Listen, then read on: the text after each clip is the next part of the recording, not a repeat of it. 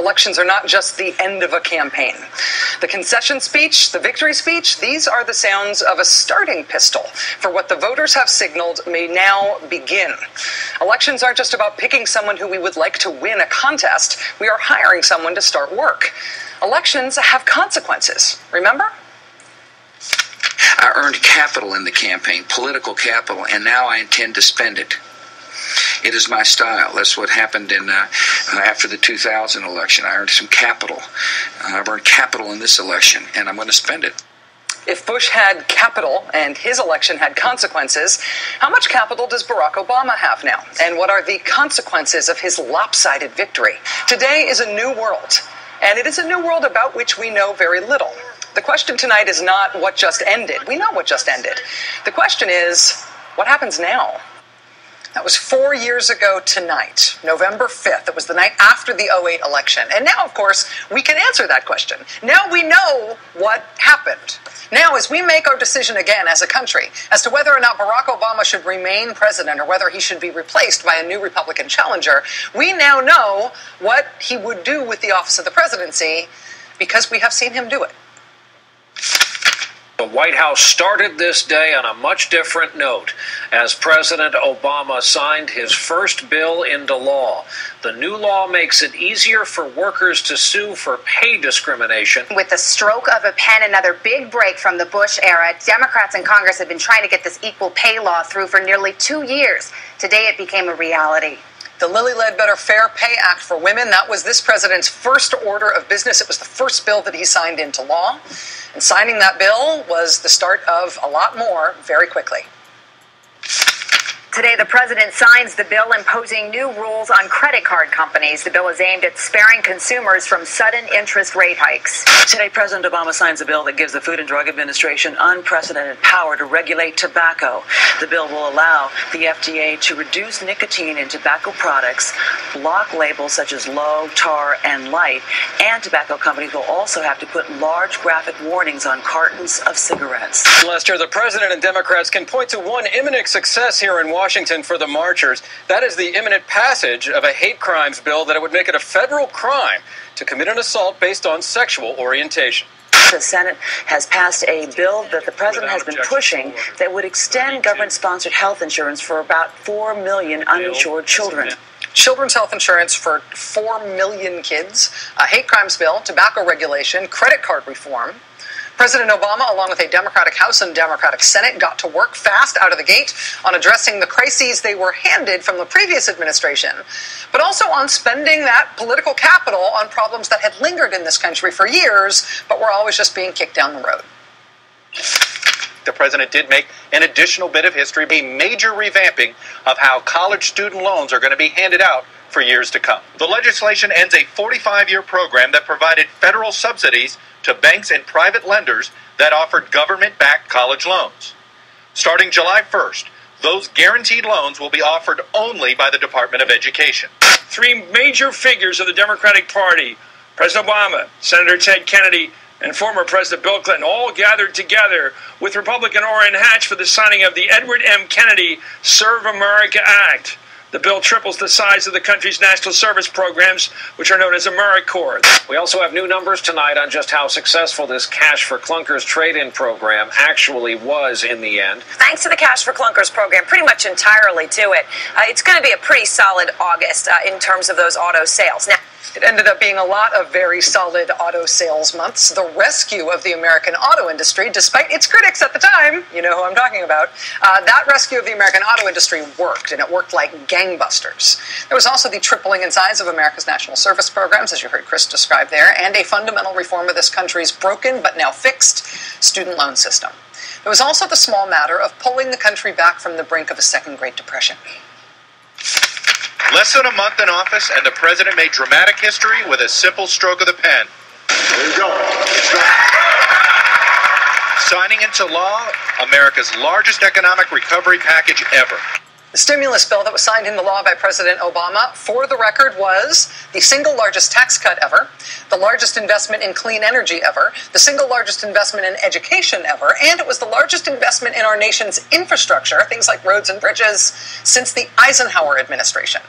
And things were just getting started. It's as close to universal health care as America will likely ever come, and it will improve the health care of millions of Americans. In size and scope, it's being compared to Medicare and Social Security, and tomorrow, health care reform will be signed into law by the president. After decades and decades of trying and failing, President Obama and the Democrats achieved what was long thought to be the unachievable: real, comprehensive health reform in a country that had no health system whatsoever. That was March 2010. This was 4 months later. Almost 2 years now after the entire banking system almost collapsed, President Obama signed the financial reform bill into law. With the stroke of a presidential pen, the new financial regulatory reform law is aimed at curbing the excesses on Wall Street while protecting average Americans who live and work on Main Street. All told, these reforms represent the strongest consumer financial protections in history. After seeing through the bailout of a financial sector that had collapsed, a collapse that brought this country to its knees, a Wall Street conflagration that inched us toward the precipice of a second Great Depression, the president then pushed through the most significant set of financial reforms in 2 generations. And then there was more to do. We now know who will be the next Supreme Court justice. The U.S. Senate today confirmed Judge Sonia Sotomayor as the first Hispanic justice on the Supreme Court, only the 3rd female justice in all of U.S. history. History was made in this country today when the Senate confirmed Elena Kagan to the U.S. Supreme Court. Once she's sworn in this weekend, she'll become the current court's 3rd woman member and the 4th ever named. President Obama is signing the new START Treaty today, one of his key foreign policy goals. It cuts U.S. and Russian nuclear arsenals by 1/3. More than 9 years after the September 11th attacks, first responders who were sickened at Ground Zero will have new federal health benefits. President Obama signed the 9/11 health bill on Sunday. Today, the president also put pen to paper, signing the repeal of the ban on gays in the military. Your country needs you, your country wants you, and we will be honored to welcome you into the ranks of the finest military the world has ever known. The repeal of Don't Ask, Don't Tell, the 9/11 first responders bill that had been inexplicably blocked in Washington for way too long, a nuclear arms treaty with Russia, 2 women appointed to the United States Supreme Court, including the first Hispanic Supreme Court justice in this nation's history. All of that was all accomplished in the first 2 years of his presidency. And then came the 2010 midterms, and the House went to the Republicans, and they pledged to oppose everything the president did.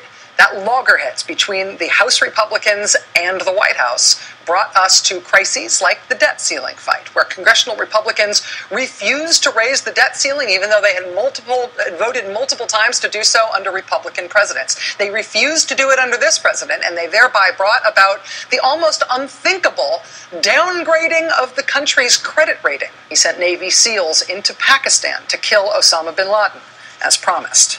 On the 1-year anniversary of killing Osama bin Laden, the president took a surprise trip to Afghanistan to sign an agreement to get U.S. troops out of that country on the timetable that he promised once and for all. In support of the uprising in Libya against the dictator Muammar Gaddafi, President Obama did not make it an American war despite pressure from the right to do so. Instead, he dispatched American resources and troops in support of a multilateral, multi-country effort, which did ultimately overthrow that dictatorship without ever putting American boots on the ground. He escalated economic sanctions against Iran to a degree never seen before. He came out in favor of marriage equality for same-sex couples. He extended employment benefits to same-sex partners of federal employees. And in the face of a Republican Congress that turned against its own immigration proposals because he was in favor of them too, President Obama took executive action to stop the deportation of kids who were here without papers through no fault of their own, kids who were successfully pursuing an education or a career in the U.S. military. And, oh, by the way, the stock market doubled, unemployment is below 8%, we've had 32 straight months of private sector job growth, and he quit smoking. That's the most persistent fly I've ever seen. Nice. Now, where were we? 4 years after what you're looking at right here, 4 years after that historic night, when the nation elected our first African-American president, we are now in the position to make a decision, not that will result in a historic election like that one, We're in the position of making a decision that will be a national verdict on what has been a historic presidency. From health reform that we had been seeking in this country for nearly a century, to the saving of the American auto industry, to the ending of the Iraq War, to the killing of Osama bin Laden, to the advancement of historic civil rights measures, this has been a presidency of historic consequence. And again, it is not just because of the man himself. It is because of what this particular man did in office in this particular 4-year period.